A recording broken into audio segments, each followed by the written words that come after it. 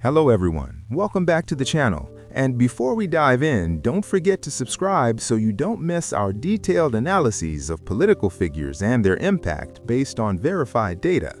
Today, we're looking at a story that has drawn widespread attention recently, the release of documents related to Jeffrey Epstein, and among the prominent names mentioned, former U.S. President Bill Clinton stands out.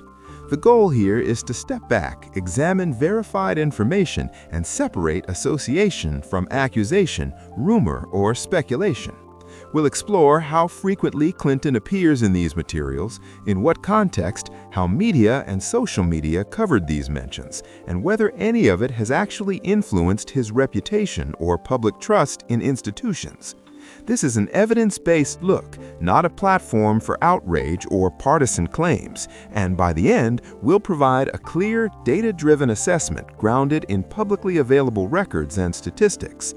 The first question we need to answer is how often Clinton appears in the released documents and what those mentions actually mean.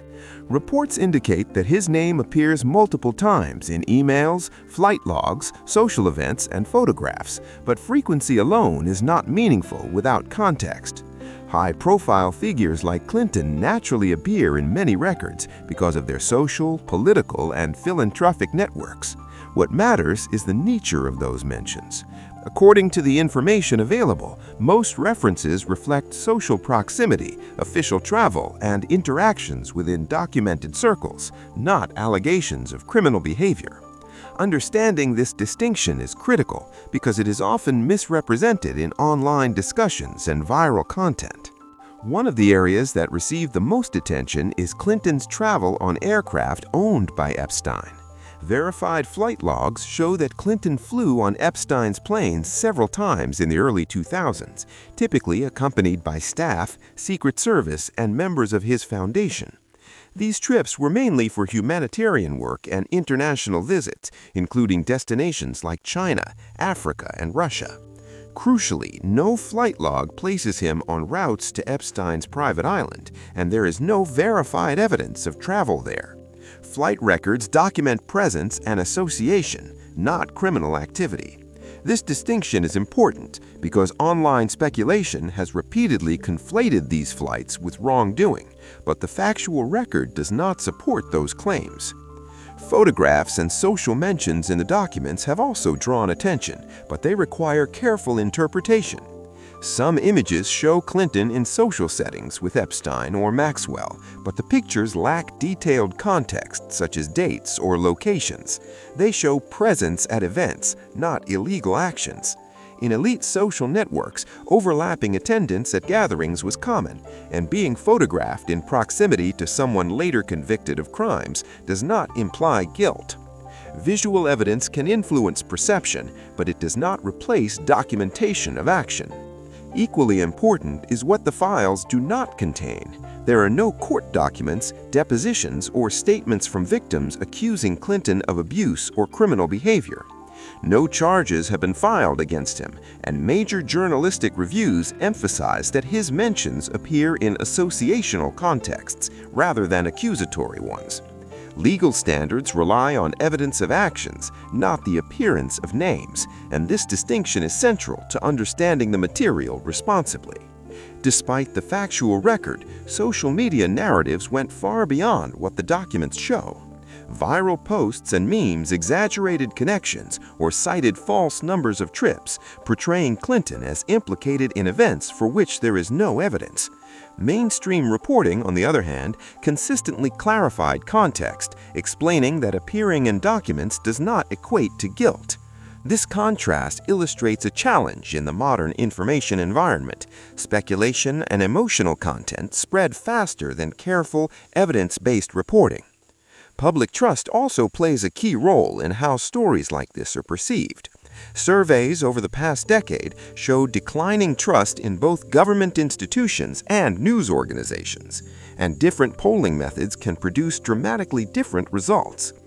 Asking whether people have a great deal of trust often yields much lower numbers than asking if they have some level of trust, and timing and methodology significantly affect outcomes. These differences explain why public reactions can appear inconsistent. When the Epstein-related materials became public, individuals interpreted them through existing beliefs.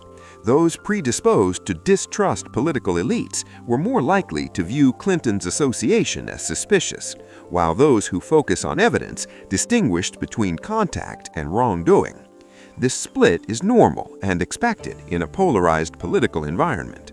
Looking at Clinton's long-term public image, historical approval data showed that he left office with relatively strong ratings even after impeachment proceedings, and his reputation has remained largely split along partisan lines. The Epstein documents do not appear to have caused any measurable shift in these perceptions.